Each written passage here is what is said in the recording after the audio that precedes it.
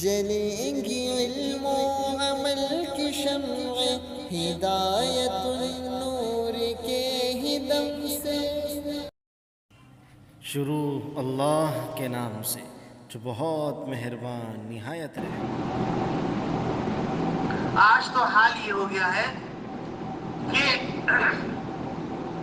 بجلی چوری یا بجلی کا غلط استعمال ایک عام بات ہے، اور گلا جو دبایا جاتا ہے ایک جھکی والے کا گلا دبایا جاتا ہے، کنڈے والے کا گلا نہیں دبایا جاتا۔ گلا دبایا جاتا ہے جو معمول کے مطابق بجلی کے بل ادا کر رہا ہے، اس کا گلا دبایا جاتا ہے۔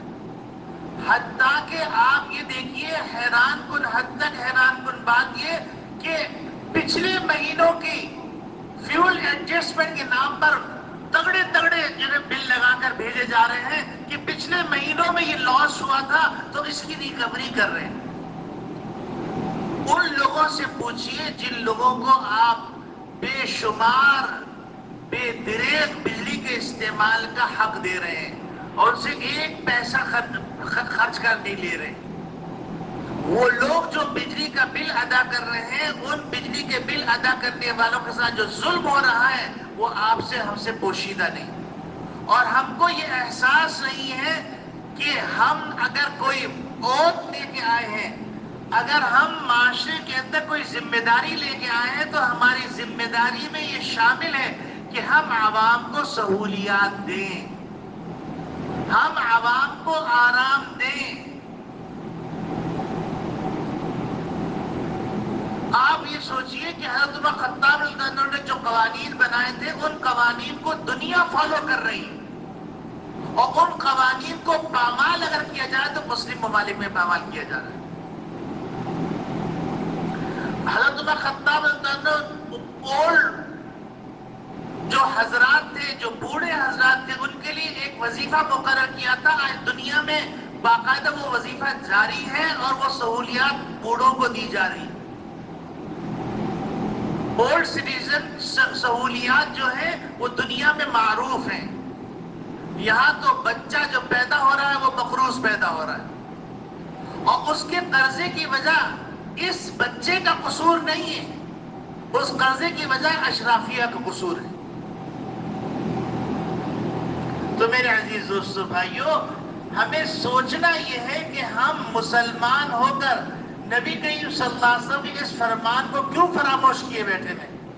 اذا وعد اخلفا، کہ منافق کی نشانی جب وعدہ کرتا ہے تو وہ وعدہ خلافی کرتا ہے۔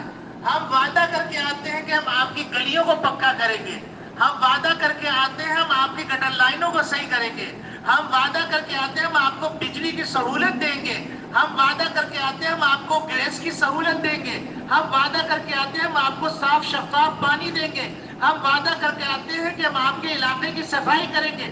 آپ بل اٹھا کے دیکھیے، باقاعدہ واٹر اینڈ سیوریج کے بلوں کے اندر صفائی کا خرچہ لکھا ہوا ہے، وہ خرچہ کہاں جا رہا ہے؟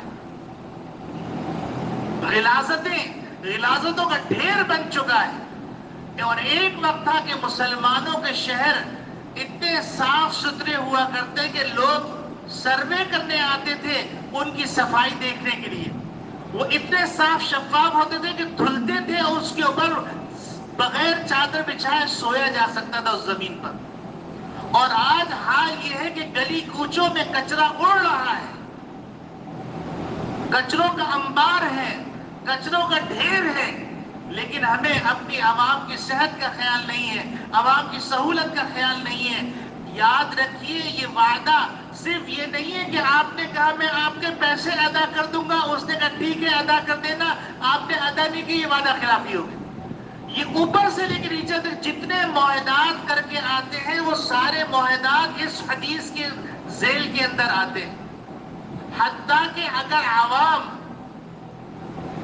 کہیں پر ویزا لے کے جاتی ہے تو جو قوانین شریعت کے خلاف نہیں ہے ان قوانین کی پاسداری کرنا وعدے کے اندر داخل ہے۔ ان ملک کے قوانین کی پاسداری کرنا وعدے کے اندر داخل ہے۔ ملک کی چیزوں کی اور جو ریاست کی جو اثاثے ہیں ان اثاثوں کی حفاظت کرنا وعدے کے اندر داخل ہے۔ اسٹریٹ لائٹ کی حفاظت کرنا وعدے کے اندر داخل ہے، روڈوں کی حفاظت کرنا وعدے کے اندر داخل ہے، لائٹ جو لگائی گئی ہے بڑا چلنے کے لیے اور رکنے کے لیے، ان لائٹوں کا لحاظ رکھنا یہ وعدے کے اندر داخل ہے۔ اب آپ اس سے زیادہ کیا بدقسمتی ہوگی کہ روڈوں کے اوپر، چلتی ہوئی روڈوں کے اوپر جو گریلیں لگی ہوئی ہیں، وہ گریلیں جرسی نکال کے لے جا رہے ہیں۔ ایک آدمی ایک ریڑھی لے کے کھڑا ہو جائے تو منٹ اور سیکنڈ کے اندر اس کو پکڑنے کے لیے آ جاتے ہیں، اس سے معاہدات کرتے ہیں، اس سے بھتے وصول کرتے ہیں۔ لیکن چلتی ہوئی روڈوں کے اوپر اب تو بدقسمتی یہاں تک پہنچ گئی کہ روڈوں کے اندر جو سریا پلوں کا ہے، ان سریوں کو روڈ کے اندر، شارع فیصل جیسی روڈوں کے اوپر ان سریوں کو چرسی نکالنے کوئی روکنے والا نہیں، بڑے بڑے خلا ہو گئے۔ اس سے زیادہ افسوسناک کیا صورتحال ہوگی؟ کیا اس وقت کا انتظار کیا جائے جب گھر کے دروازے نکال لے جائیں؟ ایک صاحب سنائے لگے کہ انہیں ایک گھر فروخت کیا تو گھر کے جس نے گھر خریدا تھا وہ آگے کہنے لگا کہ میں نے کل گھر خریدا، آج ساری کھڑکیاں دروازے کوئی نکال کے لے گیا۔ کیا کسی کو نظر نہیں آ رہا؟ کوئی مشینری کام نہیں کر رہی، کوئی انتظامی مشینری نہیں ہے، کوئی نگہبانی کرنے والا نہیں ہے۔ آج کوئی آدمی وردی پہنتا ہے، چاہے پولیس کی وردی پہنتا ہو یا کسی محکمے کی وردی پہنتا ہو، اس وردی کے تقاضا یہ ہے کہ اس وردی کے جو تقاضے اور تقاضوں کو پورا کرنے کا وعدہ کیا ہے۔ حتیٰ کہ قربانی کے جانور خریدنے جانے والے لٹ رہے ہیں، آزمائش میں جا رہے ہیں۔ یہ بدامنی کیسے ہے؟ وجہ کیا ہے کہ کوئی اپنی ذمہ داری پورا کرنے کے لیے تیار نہیں۔ وجہ کیا ہے؟ اس کو ہم وعدہ سمجھتے ہی نہیں۔ ہم سمجھتے ہیں وعدہ صرف قولی ہوتا ہے۔ یاد رکھیے، جب آپ نے ملازمت کا فارم بھرا ہے، ملازمت کی وردی پہنی ہے، تو آپ نے عملی وعدہ کیا ہے کہ میں اس وردی کے تقاضوں کو پورا کروں گا۔ آپ کسی ڈپارٹمنٹ کے ہیڈ بنتے ہیں تو آپ نے اس ڈپارٹمنٹ کے اندر رہتے ہوئے وعدہ کیا ہے کہ میں اس ڈپارٹمنٹ کے جو قوانین ہیں ان قوانین پہ خود بھی عمل کروں گا، دوسرے کو بھی عمل کرواؤں گا، اور عمل نہ کرنے والوں سے میں باز پرس کروں گا۔ اگر ہر آدمی اس حدیث کو اپنے سامنے رکھے اور اس حدیث کو سامنے رکھ کے زندگی گزارے تو انسانوں کا معاشرہ وجود میں آ جائے گا۔ آج ہم بڑے للچا کے کہتے ہیں یورپ کا معاشرہ دیکھو، یورپ کا معاشرہ دیکھو۔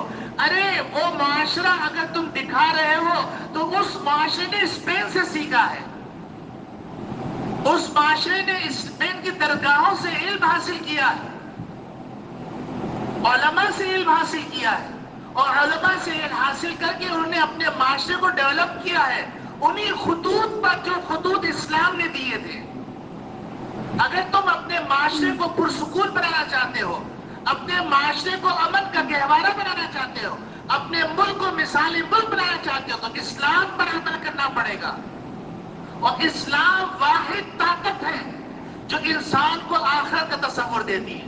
وہاں پر کسی محکمے کے افسر کی ضرورت نہیں ہے۔ رشوت روکنے کے لیے آپ کسی اور محکمے کو بنائیے، اس محکمے کی رشوت کے نتیجے کے اندر 2 محکموں کی رشوت ہو گئی، پھر اس کے اوپر ایک محکمہ بنائیے، اب 3 محکموں کی رشوت ہو گئی، رشوت کے ریٹ بڑھ رہے ہیں، ظلم وہی کھڑا ہوا ہے۔ لیکن اسلام کا جو تصور ہے، اسلام کا تصور اللہ دیکھ رہا ہے، اللہ کو جواب دینا ہے۔ میں نے جو وعدہ کیا ہے، چاہے قولی وعدہ کیا یا فعلی وعدہ کیا، اس وعدے کا ایفا کرنا میرے اوپر واجب ہے، اور اگر میں نے ادا نہیں کیا تو میں منافق کی صف میں ہوں۔ اور منافق کے بارے میں اللہ نے کہا کہ بدترین عذاب دنیا کے اندر جتنے باطل فرقے ہیں، جتنے باطل مذاہب ہیں، ان میں سب سے بدترین، سب سے ہولناک عذاب جو دیا جائے گا وہ منافقین کو دیا جائے گا۔ یہ وہ تصور ہے جو انسان کو پستی سے اٹھا کے بلندی کے قابل بنا دیتا ہے۔ یہ وہ خیال ہے جو انسان کو معزز بنا دیتا ہے، انسان کو انسانیت سکھلا دیتا ہے، انسان کے اندر ہمدردی پیدا کرتا ہے، انسان کے اندر لحاظ پیدا کرتا ہے۔ آج آپ دیکھیے محکمے بنے ہوئے ہیں، آپ بلڈنگ کھڑے کرنے چاہیے تو آپ کی بلڈنگ بنتے بنتے کروڑوں تو آپ رشوت کے اندر دے چکے ہوں گے. لینے والے کیا وہ کافر ہیں؟ محکمے والے سب اندھے ہیں؟ یقیناً وہ سب مسلمان ہیں اور مسلمان ہونے کا دعویٰ کرتے ہیں، اور جس عہدے پہ آئے ہیں اس عہدے پہ انہوں نے عملی عہد لیا ہے کہ ہم عوام کو سہولیات دیں گے، نہ کہ عوام کے خون کو نوچیں گے، خون کو سینچیں گے، نہ کہ ان کے گوشت کو کچا کچا کھائیں گے. میرے عزیز دوستو بھائیو، اسلام کو چھوڑ کر ہم نے کسی کا نقصان نہیں کیا، اپنے ہی نقصان کیا. اور اگر دنیا کے اندر کہیں آپ کو اچھائی نظر آ رہی ہے تو وہ اسلام کی جوتیوں کا صدقہ ہے، آپ مانیں یا نہ مانیں، لیکن یہ ایک اٹل حقیقت ہے. اور اگر آپ اپنے معاشرے کو مثالی معاشرہ بنانا چاہتے ہیں تو آپ کو مدینے سے وابستہ ہونا پڑے گا، محمد عربی صلی اللہ علیہ وسلم کے دامن سے وابستہ ہونا پڑے گا، اسلامی تعلیمات سے وابستہ ہونا پڑے گا. تب جا کر آپ امن حاصل کر سکیں گے، تب جا کے آپ ترقی کر سکیں گے، تب جا کے آپ خوشحالی کے راستے پہ سفر کر سکیں گے. اللہ رب العالمین ہم سب کو دین کی پوری باتوں پہ عمل کرنے کی توفیق عطا فرمائے، اور اللہ رب العالمین ہم کو جھوٹ سے بھی بچائے، اللہ رب العالمین ہم کو وعدہ خلافی سے بھی بچائے. اور ایک نشانی رہ گئی ہے، امانت کی وقت ختم ہو چکا ہے، تو کسی موقع پہ امانت کے حوالے سے کچھ بات عرض کریں گے.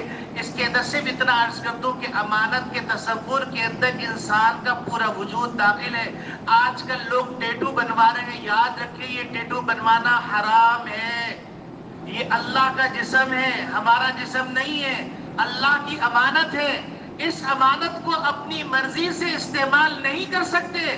آج عام فیشنوں کے منہ پہ ٹیٹو بنایا ہوا ہے، ہاتھوں پہ ٹیٹو بنایا ہوا ہے، اور بیلٹ بنا کر اور شرٹ پہن کر ہاتھوں پہ ٹیٹو دکھا رہے ہیں اور سمجھ رہے ہیں ہم بڑے ہیرو لگ رہے ہیں.